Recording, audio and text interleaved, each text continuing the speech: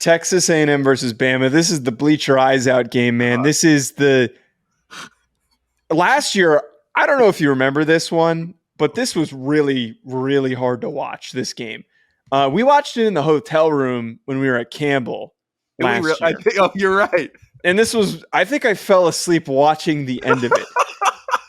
And we already got a glimpse of what Jalen Milroe was, which is not a good passer, when this game happened last year.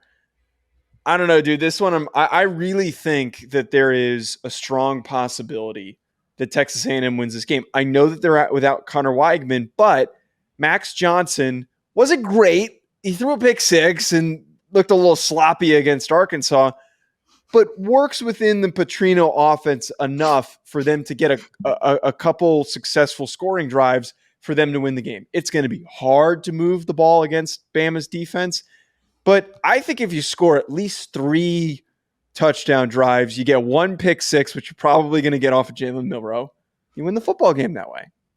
You just like Max Johnson because his dad is a football dad. That's what you like. I forgot about that. You Dude, like that Brad Johnson is a big football dad. Okay, I texted you about this. So Brad Johnson played in the NFL. Yeah. He was a bigger quarterback, or he's a bigger guy in the NFL. He is so goddamn diesel right now. It is unsettling how big he is. He clearly just stopped playing and just immediately walked right into a weight room and has not left. I need to find a picture of him. I'm trying to find a good one for you. That maybe somebody pulled a screen cap from the game, because you and I, we disagree on a lot, but we share a common interest in football dads, and that is just massive individuals, or a father that gives off an aura of just strictly ball, strictly testosterone, all of that. And Brad Johnson seems to have a good amount of that in him. Golly, I guess he does trick shot videos now also on his TikTok or something. Brad Johnson does? Yeah, because oh my god, he's an NFL quarterback, or a former NFL quarterback. So I think he used to. He's still got a cannon arm. Like, that's something you're not going to take away from a. Wait, let's see if we can find his TikTok. Quarterback. Jeez, should have been a little prepared. Oh, any other points on this game while I'm looking this up? Oh God, who cares about Texas A&M this year? That's where I'm at. I don't care. This is awesome. I'm hoping, I'm hoping they can give us a game. Look how jacked he is, man. Look at him. He looks like McGuire. Bro, that's insane. Look how freaking big his arms are. He looks like 98 McGuire. Holy hell. Dude, he's been doing nothing but curls since he retired. I don't even think his shoulders developed. I don't think he goes to a gym either. I think it's just in his basement, and he hasn't bought new weights. It's just rusty dad weights that are, oh my God. Did your dad have dad weights? Yeah, we had one of those curl bars, like one of those really rusted out curl bars. Every 25-pound plate's actually like 30 pounds, and every 45-pound plate is like 55. They're for some reason, I think that the U.S. government or physical education system just decided we're going to start tricking these jokers, and they're going to get even stronger than they thought they were getting stronger, because the metal plates, they are different. What were we talking? Texas A&M, Bama. Let's actually talk about this game. This is going to be a slop fest. I think that Max Johnson is probably going to get turned over because Bama's defense is so freaking good. But this is going to be another one of those days of, is Jalen Milroe and Tommy Rees just not bad enough for them to lose, if that makes sense. Okay, I'm tracking.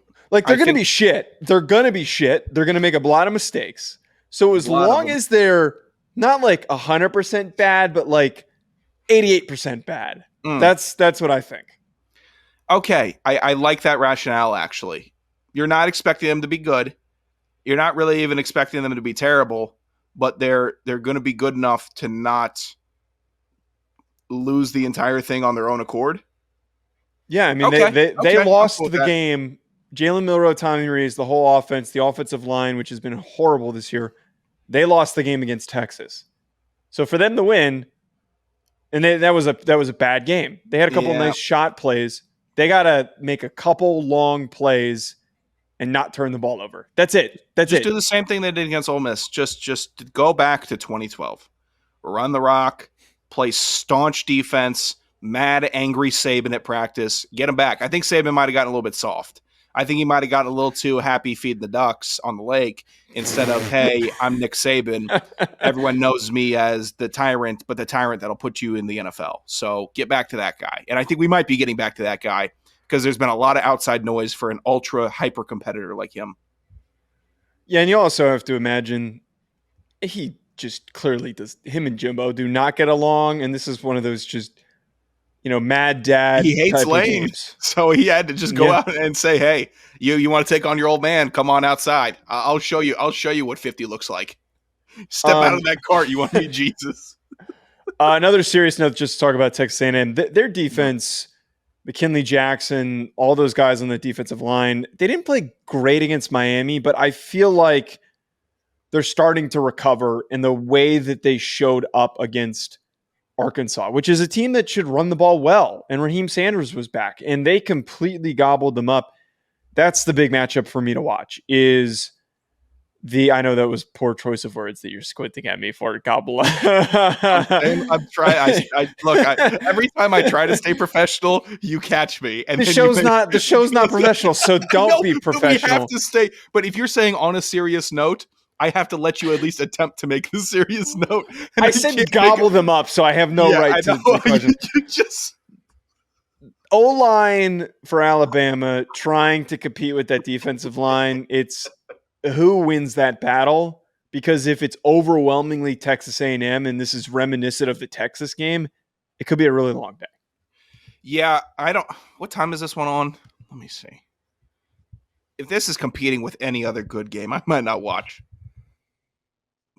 God, I think it's a midday game. Pretty sure it's a midday game.